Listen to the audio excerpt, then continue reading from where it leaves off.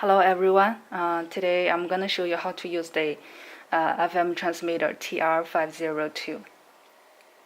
Before you turn on the transmitter, please connect the antenna first.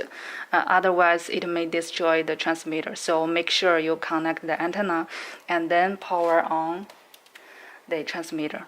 Now, when you plug in, the transmitter will show off. It means standby. You have to press this to turn it on.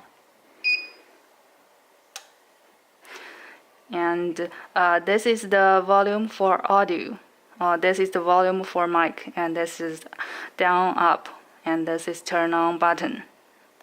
And if you want to change the data, press this short. You can see the megahertz flash and press up and down to change it.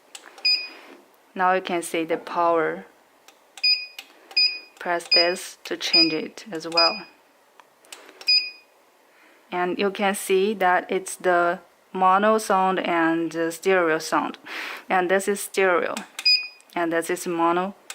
And this is stereo again. And this is the temperature. Okay. And for the back, you can see this is the DC. And this is for PC control. And this is the USB.